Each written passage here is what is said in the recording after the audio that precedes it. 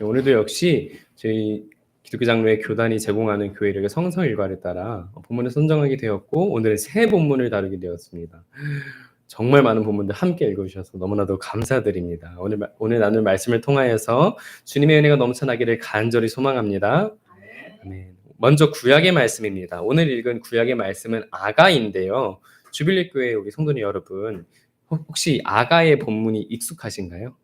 혹시 낯설진 않으신지요? 오늘 읽은 본문을 나눔에 앞서서 아가라는 성경이 어떤 성경인지 좀 간단히 알려드리겠습니다.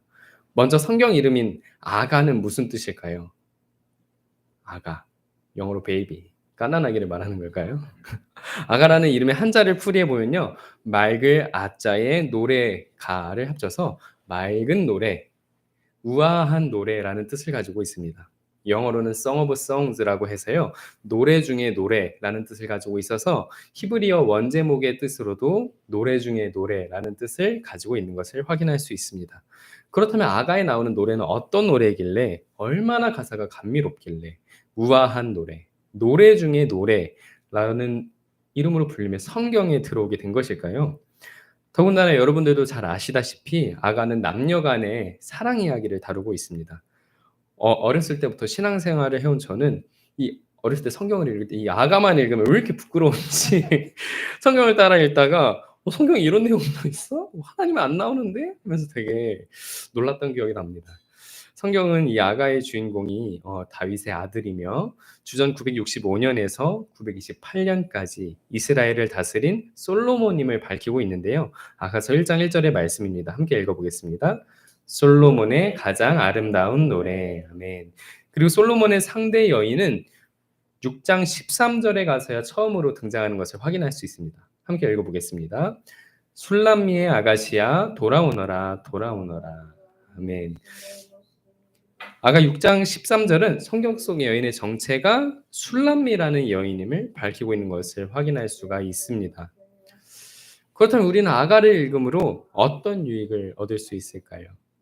약 3000년이나 지난 과거에 솔로몬과 술람미 여인이 애타게 사랑했구나 하고 마는 걸까요? 그렇지 않습니다. 아가는 먼저 우리가 읽는 것처럼 서로 이렇게 사랑하는 관계에 있는 남녀가 친밀한 애정을 나누는 내용입니다. 아가의 표면상의 내용은 하나님이나 어떤 신앙적인 내용도 언급되지 않습니다. 그러나 우리는 그리스도교 전통 아래 신앙생활을 해온 신앙의 선조들과 오늘날의 신앙인들은 아가를 통해 굉장히 많은 영적인 유익을 얻고 있음을 알아야 합니다. 특히 그리스도인들은 솔로몬과 술람미 여인의 관계를 하나님과 사람과의 관계, 그리스도와 사람과의 관계로 비유하며 읽어왔는데요.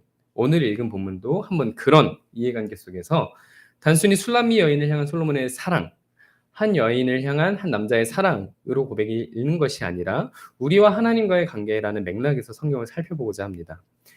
이렇듯 하나님과 우리의 관계를 연인과의 관계로 살펴보는 것은 사실 어색한 일만인 것은 아닙니다. 사도 바울 또한 예배소 교회를 향한 서신에서 신자와 하나님과의 관계를 부부관계로 비유하면서 설명하기도 했기 때문입니다. 그렇다면 오늘 본문을 우리와 하나님과의 관계로 대입해서 읽으면 어떨까요? 먼저 아가 2장 8절의 말씀입니다. 함께 읽겠습니다. 시작. 사랑하는 임의 목소리 저기 오는구나. 산을 넘고 언덕을 넘어서 달려오는구나. 8절을 보면은 한 여인이 자신이 사랑하는 한 남자를 기다리고 있습니다. 그리고 그 남자는 산을 넘고 언덕을 넘어서 여인에게 달려오고 있습니다. 그리고 여인은 그 남자를 애타는 마음으로 기다립니다. 마치 우리가 하나님을 애타게 기다리듯이 말입니다. 만약 하나님께서 우리를 만나러 저 멀리에서 달려온다고 한번 생각을 해보시기 바랍니다. 저는 하나님께서 이렇게 달려오시는 모습을 상상해 보면서 예수님께서 들려주신 탕자의 비유 속 돌아오는 탕자를 맞이하는 아버지의 모습이 생각이 났습니다. 누가복음 15장 20절의 말씀인데 함께 읽겠습니다. 시작. 그는 일어나서 아버지에게로 갔다. 그가 아직도 먼 거리에 있는데 그의 아버지가 그를 보고 측은히 여겨서 달려가 그의 목을 껴안고 입을 맞추었다. 아멘. 히브리 전통에 따르면 집안의 가장은 어떤 일이 있더라도 뛰지 않는 것이 아비로서의 품위를 지키는 방법이었습니다. 하지만 예수님께서 들려준 비유 속 탕자를 맞이하는 아버지에게는 그런 모습이 보이지 않습니다. 죽었는지 살았는지조차 모르는 아들을 맞이하는 그 아버지의 기쁨은 그에게 있어 가장으로서의 체면은 중요한 게 아니었습니다. 그저 달려가서 1초라도 빨리 그를 껴안아 보는 게 너무나도 중요한 일이었기에 그 아버지는 그저 달려갔던 것입니다. 이렇듯 우리가 이 땅에서의 맡겨진 사명을 다하고 나서 죽고 난 뒤 우리가 천국 문에 다다랐을 때 하나님께서 우리를 향해 이렇게 전력 질주하면서 뛰어오시는 모습을 상상해 보십시오. 상상만 해도 너무 가슴이 뛰지 않겠습니까? 나란 존재를 있는 그대로 한껏 사랑해 주시는 하나님으로부터 사랑은 우리 이렇게 애타게 만듭니다. 아마 오늘 말씀에 나온 여인도 그런 마음으로 남자를 기다렸던 것 같습니다. 다른 어떤 것보다 자기 자신을 사랑해 주는 남자를 말입니다. 성경은 이어서 남자의 시선으로 이야기를 풀어가는데요. 10절의 말씀입니다. 함께 읽어보겠습니다. 시작. 아, 사랑하는 이가 나에게 속삭이네. 나의 사랑 그대 일어나오. 나의 어여쁜 그대 어서 나오. 남자는 여인을 부르며 자신의 사랑을 고백합니다. 그리고 11절에는 이런 내용이 언급됩니다. 겨울은 지나고 비도 그치고 비구름도 거쳤소. 두 사람은 그간 만나지 못했습니다. 그러나 이제 겨울이 지났습니다. 봄이 찾아온 것입니다. 요즘 날씨가 너무 화창하고 꽃도 너무 이쁘게 폈죠? 지금처럼 봄이 찾아온 것입니다. 비도 그치고 비구름도 거쳤습니다. 두 사람은 이제 만날 일만 남은 것입니다. 우리와 하나님과의 관계도 그렇습니다. 우리는 우리의 죄로 인해 하나님께 다가갈 수 없는 존재였습니다. 하나님과의 관계가 깨어져 버렸습니다. 우리는 하나님의 형상대로 지음을 받았지만 우리의 죄로 인해 하나님과 멀리 떨어질 수밖에 없었습니다. 우리의 의지와 노력으로는 도저히 하나님이 말씀하신 대로 살아갈 수 없는 존재였습니다. 그러나 우리는 하나님을 다시 만나게 되었습니다. 하나님과 틀어진 관계가 화해를 하게 되었습니다. 그런 일이 어떻게 가능했습니까? 고린도 후서 5장 18절에서 19절까지의 말씀입니다. 제가 읽어드리겠습니다. 이 모든 것은 하나님께서 났습니다. 하나님께서는 그리스도를 내세우셔서 우리를 자기와 화해하게 하시고 또 우리에게 화해의 직분을 맡겨주셨습니다. 아멘. 바로 그리스도이신 예수님을 통하여서 그 일이 가능했습니다. 아무 죄도 짓지 않은 예수님께서 우리를 대신하여서 십자가를 지심으로 우리와 하나님과의 관계를 화해시키셨습니다. 마치 오늘 읽은 아가의 말씀처럼 기나긴 영적 겨울은 끝났습니다. 비도 그치게 되었습니다. 비구름도 거치게 되었습니다. 우리의 죄로 인해 하나님께 다다를 수 없던 우리는 예수님의 십자가를 통하여서 하나님께 다가설 수 있게 되었습니다. 탕자였던 우리가 참 아버지신 하나님을 만나게 된 것처럼 말입니다. 본문 말씀을 이어서 살펴보니 겨우내 여인을 만나지 못했던 남자가 여인을 다시 만나게 된 마음이 얼마나 기쁜지 나와 있는 것을 확인할 수 있습니다. 12절, 13절까지의 말씀입니다. 함께 읽어보겠습니다. 시작. 꽃피고 새들 노래하는 계절이 이 땅에 돌아왔어. 비둘기 우는 소리 우리 땅에 들리요. 무화과 나무에는 푸른 무화과가 열려 있고 포도나무에는 활짝 핀 꽃이 향기를 내뿜고 있어. 일어나 나오 사랑하는 이미여 나의 귀여운 그대 어서 나오. 아멘.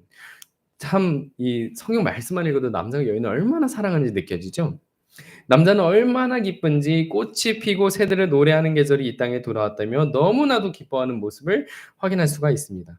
저도 이렇게 말씀을 전하면서 생각해 보니까 지금 교제하고 있는 자매와 처음 만나던 때가 기억이 납니다. 당시 군대를 전역한 직후에는 저는 안양에서 살고 있었고 자매는 복무하고 있는 춘천에서 살고 있었습니다. 근데 자매는 교제를 시작하면서 우리가 너무 먼 거리에 사는 게 고민이었다고 말을 했습니다.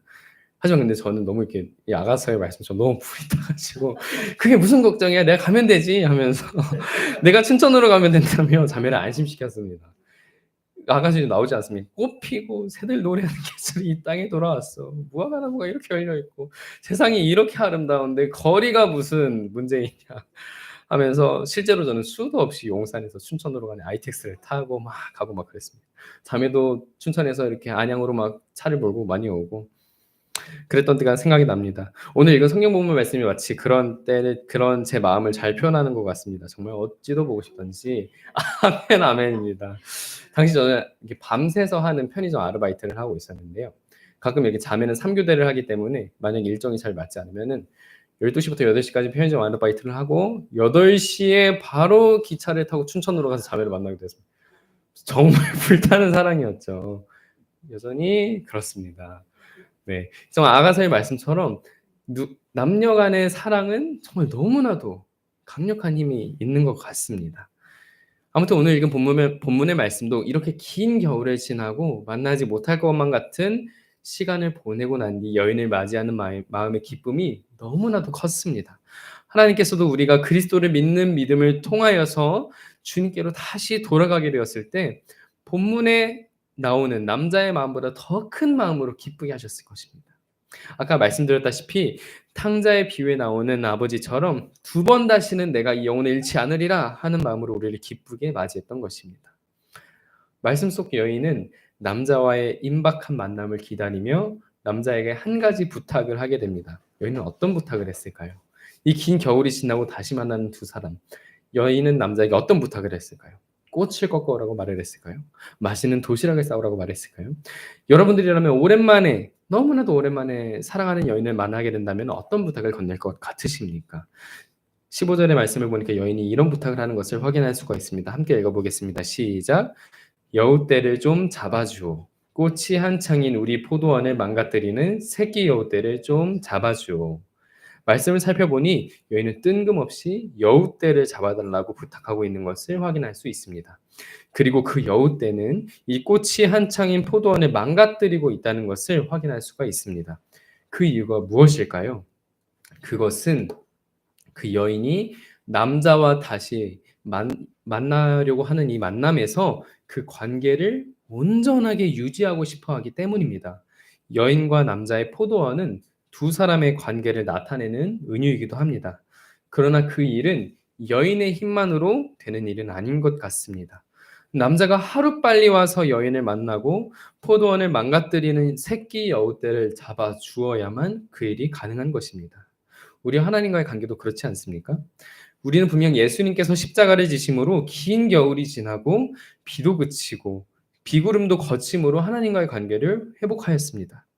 예수님께서 돌아가시고 다시 살아나셨을 때 사단은 패배하였습니다. 그 결과는 확실합니다.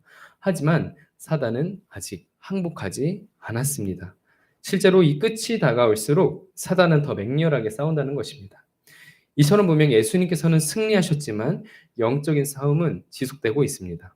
오늘 읽은 본문 말씀에 나온 여인이 남자와의 관계를 위해 남자에게 여우떼를 잡아달라고 부탁하는 것처럼 우리도 또한 하나님께서 모든 악으로부터 우리와 하나님과의 관계를 방해하지 못하도록 기도를 해야 하는 것입니다.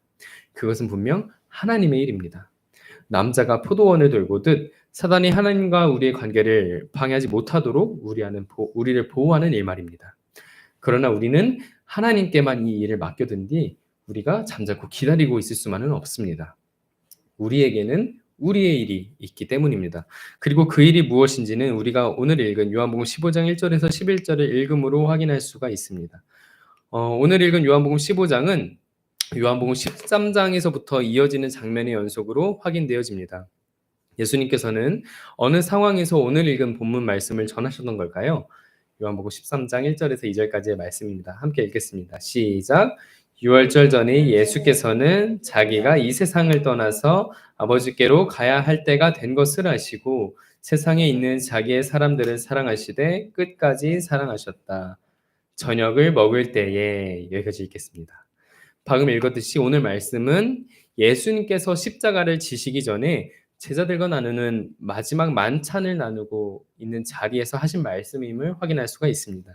예수님께서는 이 만찬 자리에서 제자들의 발을 씻겨주기도 하시고 마지막으로 많은 당부의 말씀을 하셨는데요. 오늘 읽은 요한복음 15장 1절 이하의 말씀도 이 이야기 속에 해당됩니다.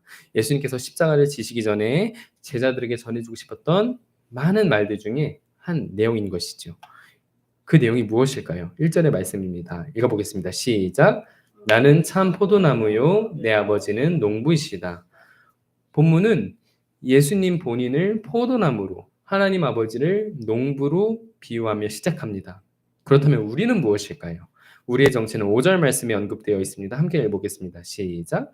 나는 포도나무요 너희는 가지이다. 아멘.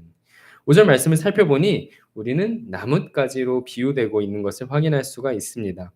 오늘 말씀의 한 가지 재미있는 점은 방금 나눈 아가의 말씀에 여인이 남자에게 포도원을 지켜달라고 당부하면서 새끼 여우떼를 잡아달라고 간청한다는 것이었습니다. 그렇다면은 이러한 여인의 요구는 남자로 하여금 무엇이 되어달라고 요청하는 것입니까? 농부 혹은 포도원의 주인 역할을 해달라고 부탁하는 것입니다.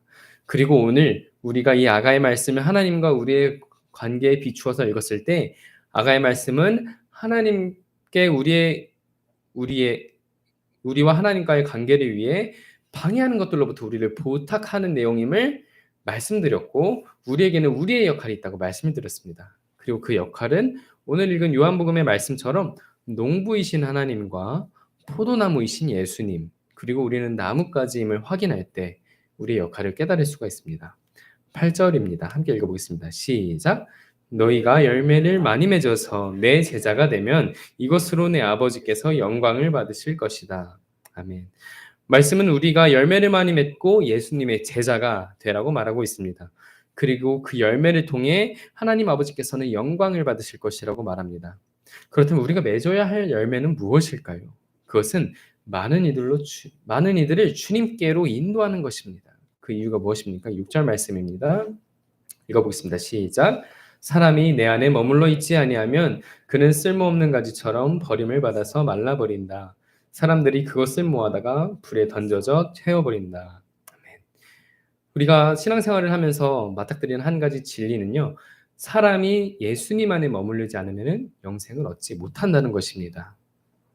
성경은 우리에게 종국에는 최후의 심판이 기다리고 있다고 말하고 있기 때문입니다. 우리는 종종 마지막 때의 심판이 기다리고 있다는 사실에 마음이 불편해집니다. 학생들과 소그룹 체프를 하다 보면요. 학생들은 최후의 심판이 있다는 사실을 아냐고 물어보고 이거에 대해서 설명을 해주면은 하나님을 좀 무섭게 느껴지기도 하기도 하고 이 심판이 있다는 사실에 마음이 불편해지기도 합니다. 하지만 그것은 하나님의 공의로운 속성이신 거지 사람을 향한 분노가 사람이 화를 입도록 만드는 것이 하나님의 뜻은 절대 아니라는 것입니다.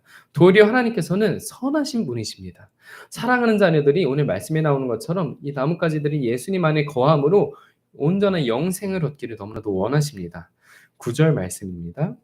아버지께서 나를 사랑하신 것과 같이 나도 너희를 사랑하였다. 너희는 내 사랑 안에 머물러 있어라. 예수님께서 포도나무와 가지의 비유를 들려주신 것은 우리를 사랑하시기 때문입니다. 예수님께서는 우리가 주님 안에 머물러서 그 사랑을 누리기를 원하십니다. 그리고 많은 이들을 이 사랑으로 인도하기를 원하십니다. 사랑하는 주빌교회 성도 여러분, 여러분들께서는 오늘 말씀에 나온 것처럼 많은 열매를 맺으셨습니까? 여러분들의 믿음과 행실로 말미암아 많은 일을 예수님과 사랑하는 관계로 인도하셨습니까? 우리가 생일 다하였을 때 하나님을 뵙는다면은 우리는 많은 열매를 하나님께 보여드릴 수 있을까요? 아니면 두렵지는 않으신지요? 이전의 말씀에는 이렇게 나와 있잖아요. 내게 붙어 있으면서도 열매를 맺지 못하는 가지는 아버지께서 다 잘라버리시고 좀 무서운 내용입니다.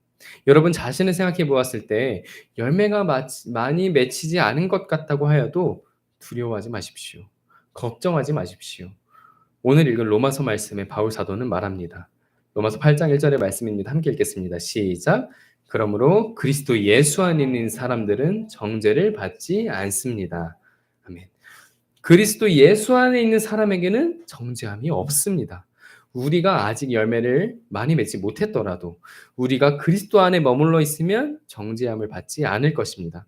8절과 9절 말씀도 함께 읽어보겠습니다. 시작. 육신에 매인 사람은 하나님을 기쁘게 해드릴 수 없습니다. 그러나 하나님의 영이 여러분 안에 살아계시면 여러분은 육신 안에 있지 않고 성령 안에 있습니다. 누구든지 그리스도의 영이 없으면 그리스도의 사람이 아닙니다. 또한 성경은 우리가 정죄함을 받지 않은 것과 동시에 성령 안에 거하며 하나님을 기쁘게 해드릴 것이라고 말하고 있습니다. 예수님께서는 우리에게 많은 열매를 맺으라고 말씀하셨지만 그 일은 우리의 노력으로 되는 것이 아닙니다. 그 일은 예수 그리스도라는 포도나무로부터 벗어난 상태로는 일어날 수 없는 일인 동시에 우리에게 그리스도의 영이신 성령의 능력으로 말미암지 않고서는 불가능한 일인 것입니다. 제가 이 코피발리 카페에서 근무를 하다 보면요. 별거 아닌 것 같아 보이지만 정말 중요한 업무가 하나 있습니다. 그것은 카페 곳곳에 있는 나무들을 돌보는 것인데요. 이 나무들은 보통 거의 창립 예배 때 우리 카페에 들어오게 된 나무입니다.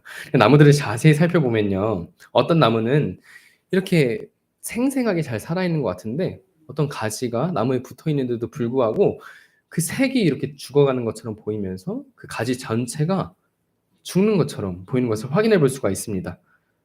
이상하다 하고 나무를 자세히 살펴보면요. 그 나뭇가지가 나무와 떨어져 있는 것을 확인할 수가 있습니다. 그러니까 실제로는 나무에 붙어 있는 것처럼 보이지만 살짝 떼보면요. 나뭇가지가 나무로부터 분리되어 있는 것을 확인할 수 있는 것이죠. 열매를 맺는 일도 이와 같은 것 같습니다. 어떤 사람들은 하나님을 기쁘게 해드린다는 열심으로 살아갑니다. 그가 살아가는 모습은 마치 포도나무이신 예수님에 머물러 있는 것처럼 보입니다. 그러나 그에게는 열매가 없으며 도리어 빛을 잃어갑니다. 왜 그렇겠습니까? 오늘 로마서의 말씀처럼 성령으로 말미암지 않은 육신의 메인 일이기 때문입니다. 하나님의 유익을 구한다고 말은 하지만 정작 본인의 유익을 구하면서 정작 자신이 나무가 되어 하나님의 은혜를 접붙임하려는 시도들을 봐왔습니다. 예수님을 반대하던 많은 이들은 종교에 열심을 가지던 종교 지도자임을 기억하시길 바랍니다. 그들은 자기 자신도 속은 채 하나님을 위한다며 하나님을 거역해 왔습니다. 그러니 여러분들께서는 아직 열매가 많이 없는 것 같아 보여도 온유한 마음으로 성령을 구하며 그리스도 안에서 머물러 계시길 간절히 바랍니다. 우리가 열매 맺는 일은 우리가 오직 예수 그리스도 안에 머금으로 성령으로 가능한 것이기 때문입니다. 사랑하는 주빌리교회 성도 여러분, 우리는 열매를 맺어야 하지만 우리가 열매를 맺는 것보다 더 중요한 것은 우리가 그리스도께 속해야 한다는 사실입니다. 우리가 육신의 방법으로 이루는 것이 아니라 내주하시는 성령으로 말미암아 하나님과의 사랑의 관계에 머물러 있을 때 그 일이 일어날 것입니다. 제가 숭실대학교 사역에 이렇게 이끌려 가면서 불려가면서 하나님께 가장 궁금했던 것은 하나님 왜 저를 이 자리에 부르셨습니까? 하는 질문이었습니다. 사실 작년에 숭실대학교 오기 전까지만 하더라도요. 저는 비기독교인을 만나본 적이 많이 없는 기독교 배경에서만 자라고 학교도 신학과를 가고 대학원도 신학과까지 마치면서 비기독교인들과 이렇게 기독교 신앙에 대해서 이렇게 말할 기회가 많이 없었던 것입니다. 처음에 멘토로 이렇게 숭실대학교 함께했을 때는요. 그래 하나님께서 이 기독교 신앙을 모르는 학생들과 내가 만나길 원하시는구나 하고 이렇게 가볍게 뛰어들었는데 점점 이 사역의 깊이가 너무 커지는 것입니다. 제가 맡아야 될 역할도 너무 커지고요. 학생들을 맡는 멘토님들을 관리하고 그들을 가르치는 일까지 맡게 되었습니다. 그런데 다만 저는 캠퍼스 사역 경험이 전무했기 때문에 하나님 왜 저를 이 자리에 이 너무나도 중요한 자리에 하나님께서 너무나도 원하시는 이 자리에 부르셨습니까? 하는 생각이 들었습니다. 이런 사역이라면 더 경험이 많고 노련한 사역자들이 어울리는 게 아닐까 하고 고민하던 시기도 있었습니다. 하지만 지금은 그렇지 않습니다. 오늘 읽은 말씀의 2절 말씀입니다. 함께 읽어보겠습니다. 시작. 내게 붙어 있으면서도 열매를 맺지 못하는 가지는 아버지께서 다 잘라버리시고 열매를 맺는 가지는 더 많은 열매를 맺게 하시려고 손질하신다. 아멘. 제가 이제는 더 이상 그렇게 생각하지 않는 이유는 제가 이 말씀을 몸소 체험하였기 때문입니다. 하나님께서는 제가 많은 열매를 맺도록 손질해 나가셨습니다. 그 일들이 나의 노력이 되는 것이 아님을 내가 나의 노력으로 내가 얼마나 노련하게 학생들을 만날 수 있는 사람이기 때문에 이 자리에 부르신 것이 아니라 오히려 아무 준비가 되어 있지 않기 때문에 다만 그리스도 안에 거하고 있었기 때문에 하나님께서 많은 열매를 맺게 하시려고 저를 다듬으시며 숭실대학교 사역에 부르셨던 것을 깨닫게 되었습니다. 그리고 여전히 저는 손질을 받는 중인 것 같습니다.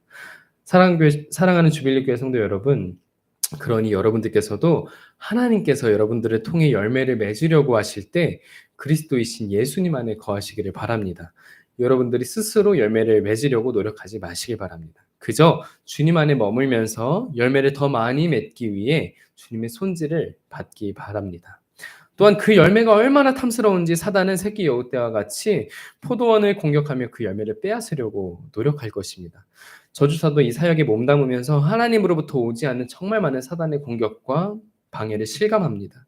그러니 여러분들께서는 여러분들의 열매를 온전히 맺어 나가기 위해 하나님께 보호하심을 간구하시길 바랍니다. 예수님의 이름으로 사단을 대적하면서 여러분들의 열매를 맺어 가시기 바랍니다. 열매는 분명 하나이나 열매를 맺는 방식은 정말 다양합니다. 여러분들의 삶의 자리에서 다양한 방식으로 열매를 맺어갈 때 하나님께서는 그것을 영광으로 받으신다고 말씀하십니다. 저와 여러분들의 삶의 자리가 하나님께서 부르신 그 자리가 다른 것처럼 정말 다양한 방식으로 하나님께서는 그 열매를 받으십니다. 바라기는 저와 여러분의 삶이 그리스도 안에 머물러 이 열매를 풍성히 맺어가는 삶이 되기를 간절히 소망합니다. 이 시간 함께 기도하겠습니다.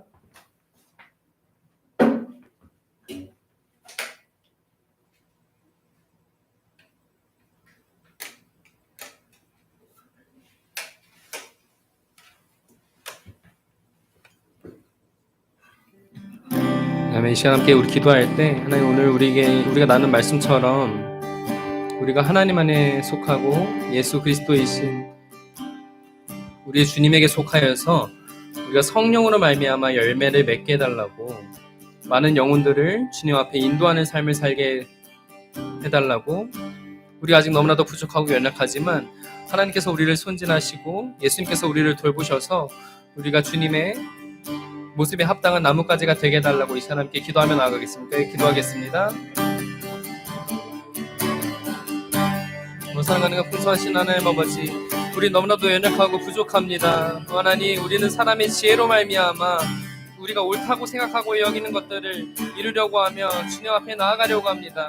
하나님, 그러나 그 모든 것들을 이루시는 것은 오직 주님이시며 그 모든 사단의 방해와 공격에도 우리를 지키시는 분은 오직 주님이심을 고백합니다. 하나님, 우리가 주님께 고백하며 나아가오니 주님 아버지, 우리의 영을 새롭게 하여 주시고 우리 가운데 주님의 성령을 부어주셔서 우리가 그리스도이신 예수님 안에 머물며 주님의 성령의 열매들을, 또 많은 영혼들을 그 열매들을 맺는 우리가 될 수 있도록 주님께서 함께하여 주시옵소서. 하나님, 우리를 주님의 모습대로 주님께서 원하는 형상대로 우리를 빚어주시기를 간절히 간구합니다. 하나님, 너무나도 어렵고 너무나도 주님의 이름을 모르는 이 시대에 다시 한번 주님의 이름이 영광받기를 간절히 소망하며 나아갑니다. 하나님, 우리 가운데 주님의 영광을 보여주시고 우리가 주님을 의지하며 나아가는 역사가 일어나게 해 주시옵소서. 하나님, 주님을 너무나도 사랑하는 마음이 우리 마음 가운데 회복되기를 간절히 소망합니다. 하나님, 우리가 주님을 처음 만났던 그 사랑을 회복하기를 간절히 소망합니다.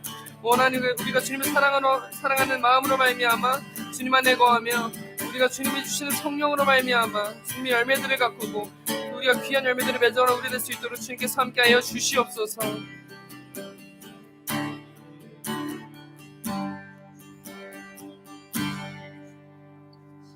사랑과 은혜가 풍성하신 하나님 아버지, 지금의 때는 너무나도 어렵고 주님의 이름을 모르는 이는 너무나도 많습니다.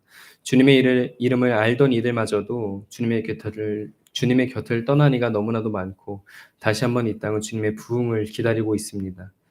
주님, 너무나도 많은 열매를 수확해야 되는 이 시기에 우리가 주님의 마음을 본받아 그리스도 안에 머물며 주님의 성령으로 거듭나게 하여 주시옵소서. 모든 사단과 방해에도 불구하고 오직 주님 한 분만을 바라보며 우리가 다시 한번 주님께로 나아가는 우리가 되게 하여 주시옵소서.